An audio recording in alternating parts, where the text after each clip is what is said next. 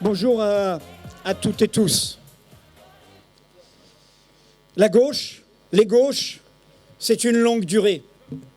Personne ne pourra interrompre cette longue chaîne qui a commencé avec Spartacus et qui continue avec nos combats d'aujourd'hui. Je suis de cette gauche-là. Et nous sommes de ces gauches. Nous sommes les héritiers de tous ces combats, y compris de ces combats perdus, de ces combats vaincus, de ces combats humiliés, car ils nous ont laissé des promesses qu'il nous revient de relever. Nous sommes requis par toute une longue histoire, par toute une longue durée. Par exemple, par ces mots qui avaient été signés en 1973, quand il y avait déjà, comme cela arrive souvent, beaucoup de sectarisme, beaucoup de divisions au sein de la gauche. Ces mots étaient signés par Jean-Pierre Vernant, par Pierre Vidal-Naquet, par Laurent Schwartz, par toutes sortes de figures qui ont été au rendez-vous des grands moments. La lutte contre le nazisme, la lutte contre le colonialisme, la lutte pour l'émancipation, pour nos droits, pour nos libertés.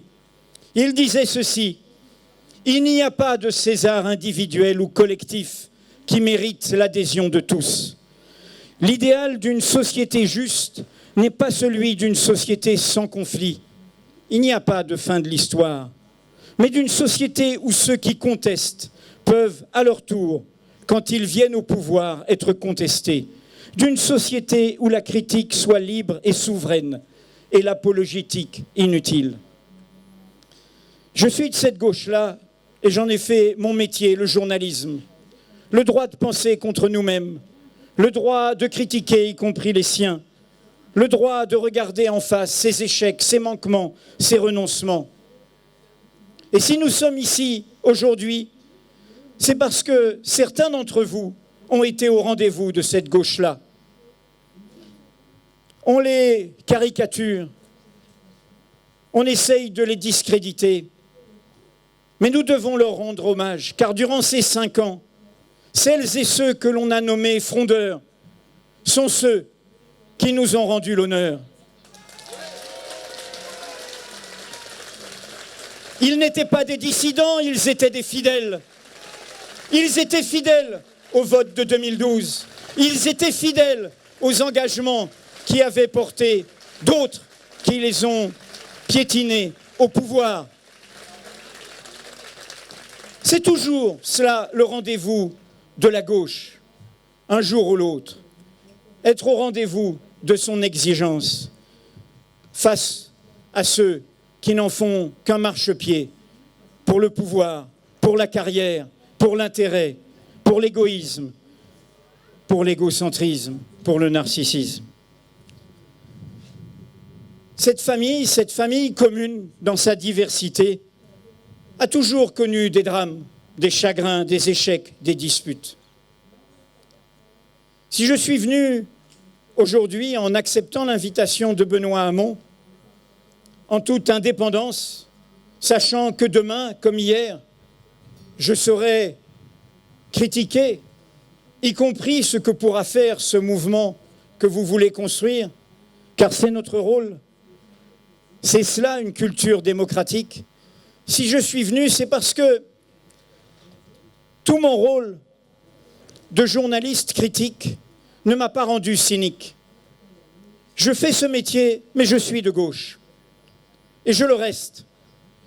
D'une gauche pluraliste, d'une gauche démocratique, sociale, écologique, internationaliste.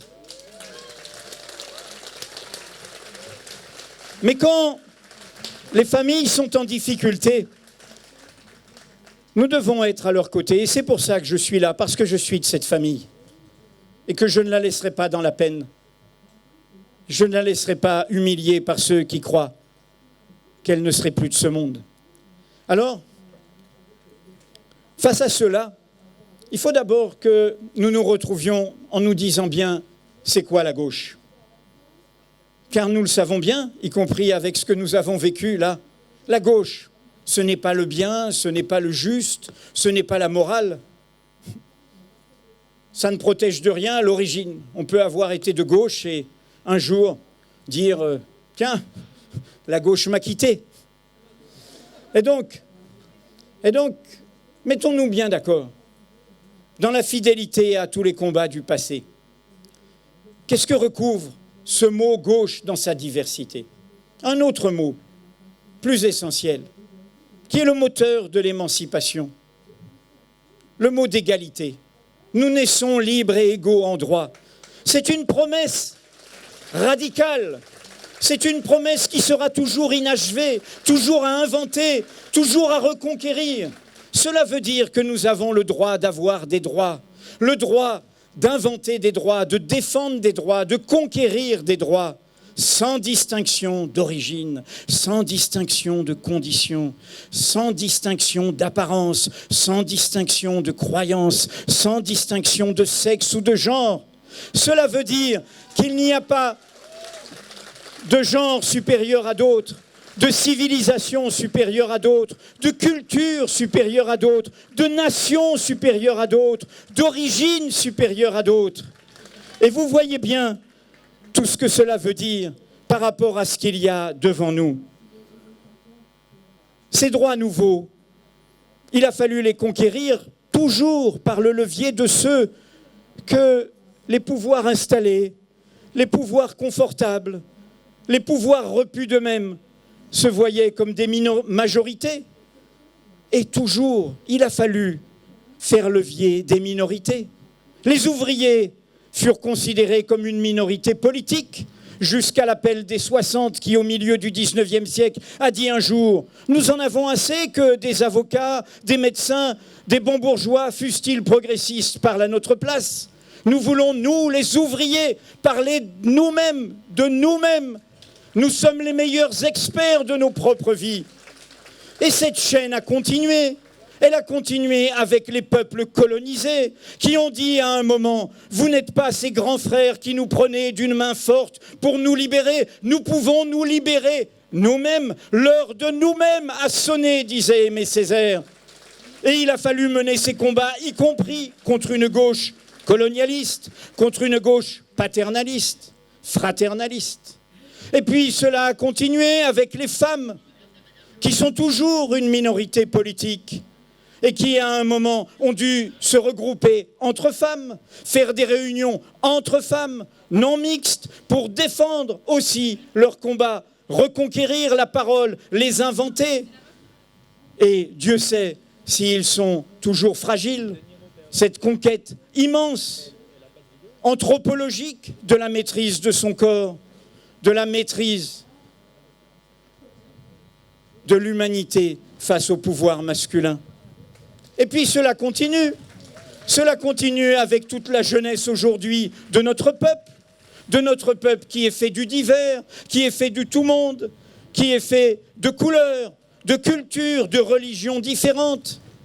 Et que nous ne pouvons pas, et la gauche, dans son essence, doit toujours être à ce rendez-vous-là. Nous ne pouvons pas être accepter qu'une partie de notre jeunesse soit en effet racisée, stigmatisée au nom de sa couleur, au nom de sa religion, au nom de sa culture, au nom de son origine. C'est cela la mise à l'épreuve formidable qu'a toujours rencontrée la gauche, y compris contre une partie d'elle-même qui du coup dérivait, qui du coup renonçait, qui du coup devenait la droite, qui du coup profitait du pouvoir. Alors quel est aujourd'hui notre problème, mes amis? Quel est notre enjeu, l'enjeu qui est devant nous tous dans la diversité de nos chemins, de notre histoire? Tout ce que je viens de dire rappelle quoi? Que la gauche, ce n'est pas un mouvement du haut vers le bas, c'est un mouvement du bas vers le haut. La gauche, si elle existe, c'est parce qu'il y a des intérêts sociaux, des minorités, des conquêtes, des souffrances, des espérances à porter. Et elle les porte dans un mouvement lié à la société. Et que nous est-il arrivé? Il nous est arrivé depuis 30 ans et plus de 30 ans que la gauche s'est laissée saisir par l'État, s'est laissée saisir par le pouvoir d'État, s'est laissée saisir par les institutions. Mes amis, je vous en conjure, il faut revenir au réel. sortir de cette bulle, sortir de ce côté hors sol, de cette politique de la Ve République qui a corrompu profondément la gauche, qui l'a rendue professionnelle, qui l'a rendue carriériste, qui l'a rendue identifiée au pouvoir étatique, à la responsabilité étatique, alors que toute l'histoire de la gauche est de dresser la société, y compris contre l'injustice d'État, y compris contre l'aveuglement d'État, y compris contre l'aveuglement de puissance nationale. C'est bien ça l'enjeu aujourd'hui, revenir au plus près du terrain, au plus près de la société, au plus près de ses mouvements, de ses espérances. C'est bien comme cela qu'on rétablira la confiance face au discrédit dont ont profité tous ceux qui ont organisé ce chamboule-tout qui nous a un peu tourneboulé. Nous savons tous que ce levier-là n'est pas seulement un levier national. Nous savons tous que la question européenne est aussi une question démocratique. Nous savons tous, et depuis très longtemps, car il ne faut pas besoin de se payer de mots, c'est Pierre Mendès France. C'est Pierre Mendès France qui, lors du débat sur le traité de Rome, rappelait que l'abdication d'une démocratie peut prendre la forme d'une délégation de ses pouvoirs à une entité extérieure, laquelle, au nom de la technique économique, exercera en réalité la puissance politique. Cette critique du trou noir démocratique, d'une Europe bureaucratisée, d'une Europe saisie par les logiques financières, était déjà là. Cet avertissement était déjà là. Et donc, que nous lègue un Pierre Mendès France qui, aussi bien sur l'Europe qu'aussi bien sur les institutions de la Ve République, n'a jamais varié. Revenir à cette culture démocratique profonde qui inclut la question sociale et qu'a toujours porté la gauche au nom de l'égalité des droits dont je parlais tout à l'heure. J'en ai fini, mes amis. Ce que je voulais vous dire, c'est que par rapport à ceux qui cherchent des raccourcis, qui ont cet immédiat du présent et du pouvoir, nous sommes les héritiers d'une longue tradition. Et que cette tradition est un passé plein d'à présent, qu'elle porte notre présent et qu'elle est le levier pour faire face à la crise de civilisation qui est la nôtre. Car les grands défis écologiques sont ceux, nous le savons tous, d'une espèce humaine qui est dans l'hubris d'elle-même, dans la folie d'elle-même, et qui est destructrice du tout vivant du monde, donc d'elle-même. Et face à cela, vous qui pour beaucoup venez d'un parti qui s'appelle le Parti socialiste, nous devons reprendre cette vieille formule, non plus socialisme ou barbarie, mais démocratie ou barbarie.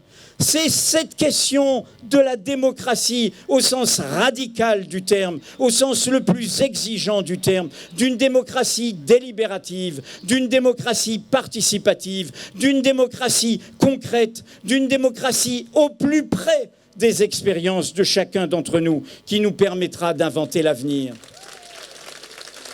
Nous n'avons pas le droit de nous plaindre, nous n'avons pas le droit de nous lamenter, nous n'avons pas le droit de pleurer sur nos divisions. Nos divisions, vous le savez, ce serait le pire chemin. C'est une vieille leçon. Et c'est une vieille leçon que nous pouvons revisiter aujourd'hui dans ce contexte où il va falloir mener bataille sur des ordonnances, sur ces coups de force du pouvoir exécutif qui succèdent aux coups de force de l'an dernier du 49-3. Vous savez, les ordonnances, elles rappellent cette longue durée. Vous allez place de la Bastille, vous pensez à la Révolution française, vous vous trompez. C'est la colonne de Juillet, c'est la colonne des Trois Glorieuses, c'est la colonne où il y a 500 martyrs en dessous de cette colonne qui étaient des ouvriers, des employés, des artisans du faubourg Saint-Antoine, qui sont morts pourquoi ? Pas pour leur salaire, pas pour leurs intérêts, pour des libertés fondamentales. En l'occurrence, la liberté de la presse. Et cette liberté de la presse, elle avait été supprimée par Charles X. Par quoi ? Par des ordonnances. L'ordonnance est une butte témoin de l'Ancien Régime. C'est un acte d'autorité du pouvoir exécutif contre le pouvoir délibératif de l'Assemblée, des députés, des élus de la nation. Alors pourquoi je vous cite ça? C'est juste pour vous léguer ce qui m'a accompagné dans toutes ces années des attentats, ces années où certains ont essayé de se saisir des peurs pour attiser les haines, pour brutaliser notre histoire démocratique, pour faire la déchéance de nationalité, pour faire l'état d'urgence permanent, et cela continue. Et non pas pour nous protéger, parce que c'est eux qui ont peur, et c'est eux qui se précipitent dans cette voie qui est une impasse. Alors si je rappelle ça, c'est parce que pendant toutes ces années-là, m'est revenu ce qu'écrivait Victor Hugo après les Trois Glorieuses, quand il écrit Les Misérables, quand justement il s'occupe de la société.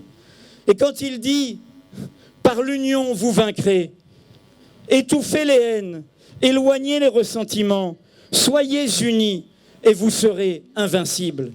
C'est ce Victor Hugo-là que je voulais vous rappeler.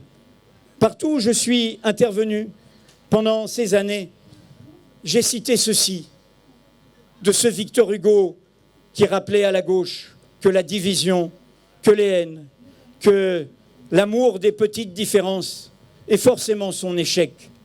Car en haut, vous savez, et c'est la fonction du bonapartisme, c'est la fonction du présidentialisme, c'est la fonction du césarisme de la Ve République, ils savent se mettre d'accord. Sa fonction, c'est de tordre le bras aux petites querelles de la classe dominante pour imposer sa volonté. Alors nous n'avons pas le droit, si nous sommes du camp des dominés, des opprimés, des exploités, des plus faibles, des plus fragiles, nous n'avons pas le droit de nous offrir la division. Et nous devons, du coup, nous redresser, être dignes, être au rendez-vous de toute cette cohorte des vaincus qui nous convoque, et qui nous convoque non pas pour des victoires de pouvoir, mais pour des conquêtes concrètes, la conquête des droits, car se payer de mots et sans changer la vie quotidienne de ceux qui sont autour de nous, sans s'occuper des migrants, sans s'occuper des chômeurs, sans s'occuper des précaires, sans s'occuper de la vie quotidienne qui fait lien dans notre société, qui fait fraternité.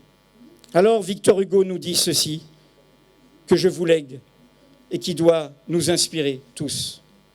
Tenter, braver, persister, être fidèle à soi-même, prendre corps à corps le destin, étonner la catastrophe par le peu de peur qu'elle nous fait, tantôt affronter la puissance injuste, tantôt insulter la victoire Yves, tenir bon, tenir tête.